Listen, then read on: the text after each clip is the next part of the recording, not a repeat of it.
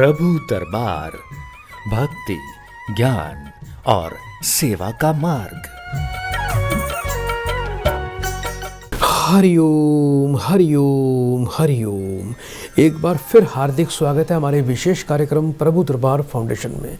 दर्शकों, इस चैनल के माध्यम से आप हर दिन किसी महान हस्ती के बारे में जानकारी प्राप्त करते हैं, उनके ग्रहों के बारे में, उनके ग्रहों के बल और राजयोगों के बारे में जानकारी प्राप्त करते हैं कि किस प्रकार से ग्रहों की शक्ति से, योगों के बल पर उस व्यक्ति ने विश्वव्यापी ख्याति और देश में विशिष्ट पद की प्राप्ति की। तो आज भी हम एक महान हस्ती के बारे में आपसे चर्चा कर रहे हैं। उनके विषय में कुछ उनके गूढ़ तथ्यों के बारे में हम आपको जानकारी प्रदान कर रहे हैं। आज की महान हस्ती हैं नेताजी सुभाष चंद्र बोस का जन्म 23 जनवरी 1897 को दोपहर 12:15 पर कटक में उड़ीसा में हुआ था। उस समय उत्तरा फाल्गुनी नक्षत्र का चौथा चरण चल रहा था। उनका जन्म मेष लगन में था। उनकी चंद्र राशि कन्या थी। विद्या के भाव में पंचम में गुरु की राशि में स्थित मौजूद थे। विद्या के भाव में पंचम भाव में गुरु सिंह राशि में मौजूद थे। यह जातक को बहुत ही विद्वान योग बनाता है। यह योग पंचम में सूर्य की राशि में होना जातक को बहुत ही तेजस्वी, दूरदर्शी और विद्वान बनाता है। नेताजी सुभाष जी बचपन से ही बहुत कुशाग्र बुद्धि के स्वामी थे। पंचम में स्थित गुरु की पंचम दृष्टि नवम भाव पर, धर्म भाव पर पड़ रही है। नेताजी का बचपन से ही आध्यात्मिक विषयों के प्रति उनका बहुत ज़्यादा रुझान था। वह रामकृष्ण परमहंस और स्वामी विवेकानंद के विचारों से बहुत प्रभावित थे। गुरु की नौवीं दृष्टि लगन पर पड़ने से वह आध्यात्मिक प्रवृत्ति के व्यक्ति थे। गुरु की दृष्टि के कारण ऐसा जातक हमेशा सन्मार्ग पर, सतमार्ग पर चलता है और वह अन्याय कभी सहन नहीं करते थे। चूँकि मेष लगन का स्वामी मंगल है और ऐसा जातक स्वभाव से बहुत ही साहसी, पराक्रमी होता है। 1911 में जब मंगल की महादशा चल रही थी, उस समय एक अंग्रेज प्रोफेसर ने उनके साथी के साथ अभद्र व्यवहार किया था। उन्होंने उस अंग्रेज प्रोफेसर को खूब पीटा था, उसको मारा था। नेताजी की कुंडली में दशम भाव में सूर्य बुध राहु की युति थी। उनको सूर्य ग्रहण भी था। एक तरफ यह बुध आदित्य राजयोग भी बनता है, दूसरी तरफ सूर्य राहु का ग्रहण दोष और पितृदोष भी इससे उत्पन्न होता है। अष्टम में स्थित शनि की तीसरी दृष्टि सूर्य पर है। सूर्य स्वयं शनि के प्रभाव में स्थित है। सूर्य और शनि परस्पर शत्रु हैं। दशम भाव कर्म और पिता दोनों का होता है। सूर्य राहु का पितृदोष और उस पर शनि की दृष्टि यहाँ बहुत ही अजीब सी स्थिति पैदा करती है।